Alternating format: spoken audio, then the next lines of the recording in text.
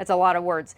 This is all new for me, so it's taking me a couple times to look at my notes and make sure I say it correctly.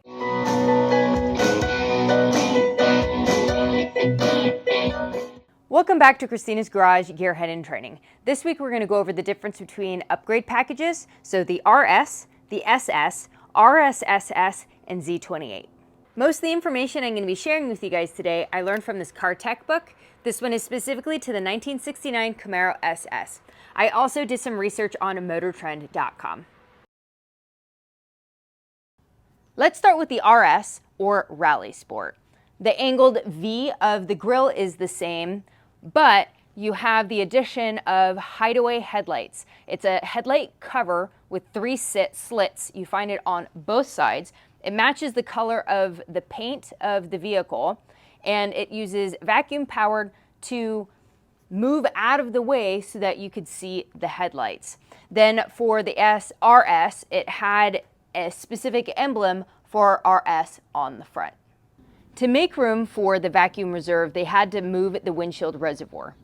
I've attended different car shows so that I can learn more about Camaros, and found that people that have the hideaway headlights, most of them have switched over to an electric powered motor because they said they were having issues with the vacuum powered. Sometimes it would get stuck or not work. So many of the people that I've talked to now have switched over to an electric motor so that it more easily moves out of the way. For the SS, or Super Sport, the grille was the same as the standard, but they had the SS emblem in the very center of the apex.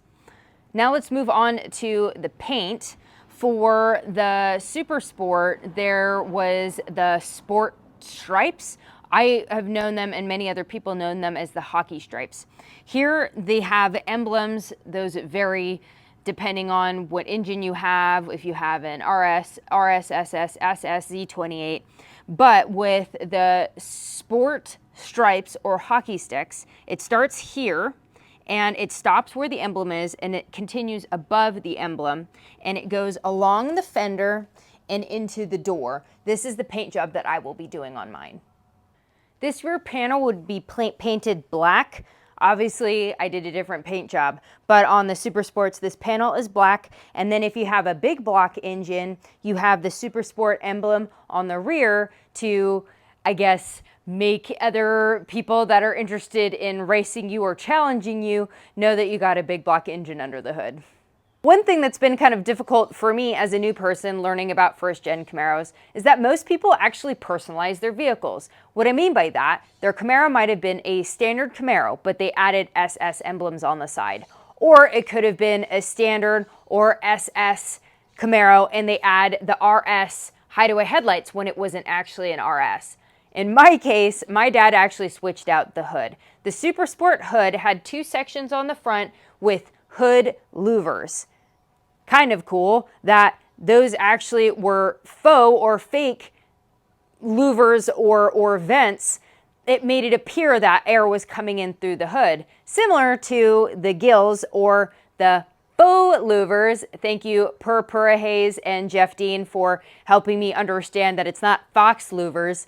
They also told me that faux is, or F-A-U-X, pronounced as faux, is French for fake. So fake vents on the side, which were the gills, and fake vents on the hood.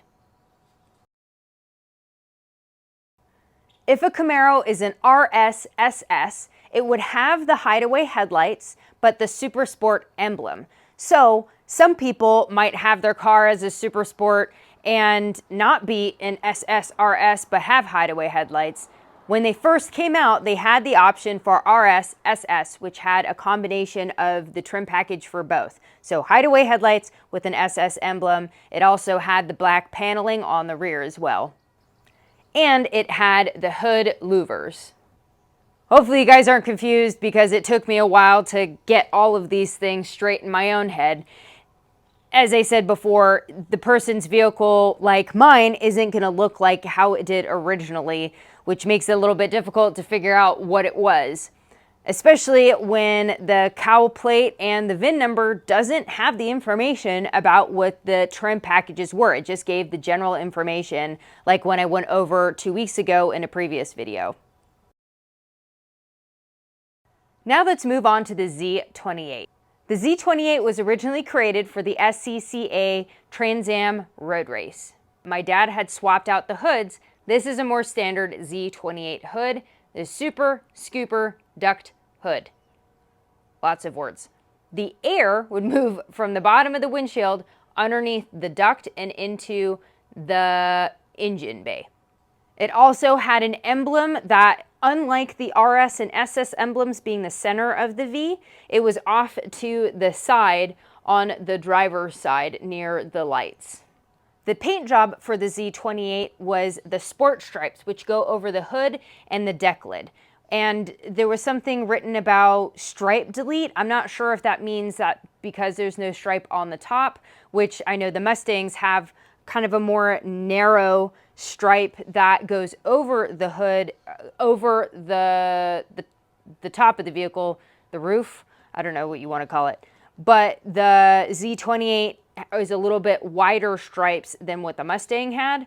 And I'm not really sure what they mean by stripe delete. I tried looking up different pictures, but I do know that I've seen really common is the sport stripes over the hood and the deck lid. As I said before, I want to do the hockey stick on the side because I believe my car was potentially an original SS, not a Z28. I met a gentleman at a local car show and he has an original numbers matching Z28. And he said that if my car was a Z28, I would have known it was a Z28.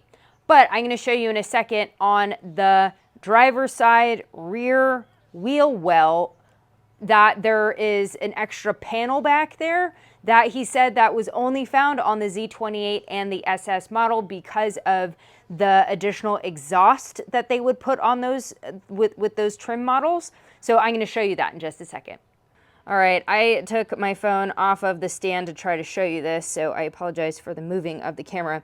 This piece here, you see, it's getting a little blurry.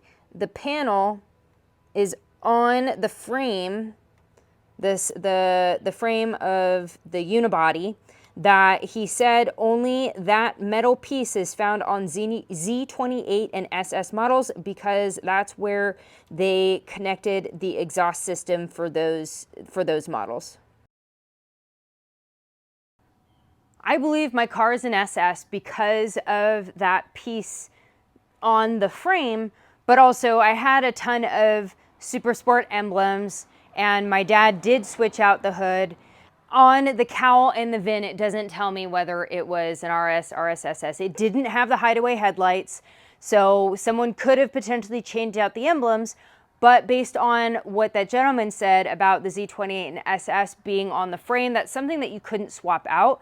So I'm pretty confident that mine is an SS, which is one reason why I want to do the hockey sticks for the paint job, but also I feel like so many people are doing the stripes over the hood that I don't like doing what everybody else is doing. That was originally what my dad and I thought to do because he liked the paint job. I did too. But I feel like the hockey stick paint job is more of what I want to do.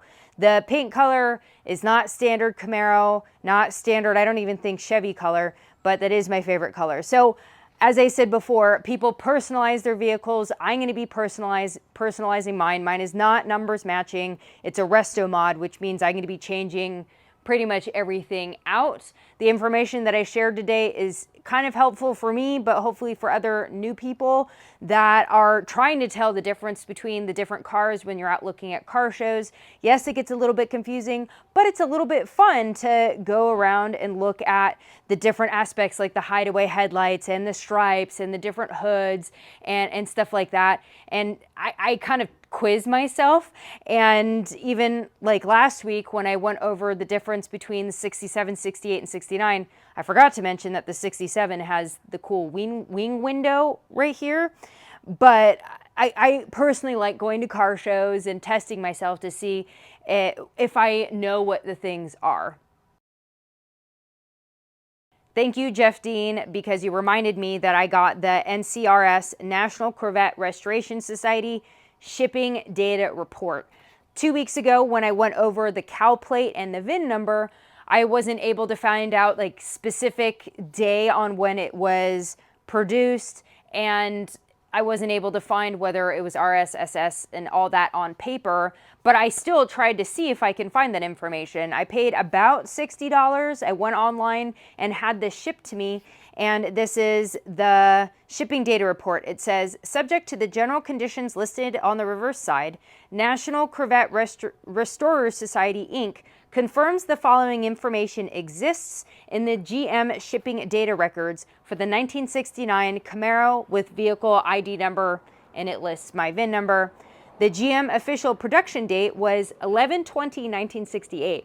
If you guys refer to the video that I made 2 weeks ago, we were able to find that it was the November, the 3rd week of production, and 12th day of production of that month. And I looked at the calendar. The 20th was a Wednesday, technically the 3rd week because the 1st was on a Friday. It would be very interesting to find out what days of the week they actually worked back in 1968, whether they worked Monday through Friday or different days of the week, because the 20th being the Wednesday, the 3rd week, it would have been more than the 12th day. Anyway, I thought that was super interesting and really cool to confirm that, okay, it was the 3rd week of production. The original delivery dealer was dealer code 179 in zone 20. I'm assuming only dealers would understand what that means. If someone knows what that means more specifically, I would love to learn.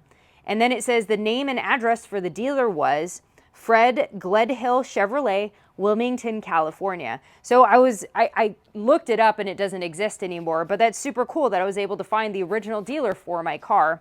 I'm going to keep these for my records, but thank you, Jeff Dean, for reminding me, as I had totally forgotten that I had this. Anyway, I am so excited to go over all this stuff. My brain is kind of melting out of my ears. I've been doing as much research as possible to provide as accurate of information for you guys, but also so I can learn. Thank you so much for joining me, and I'll see you guys next week.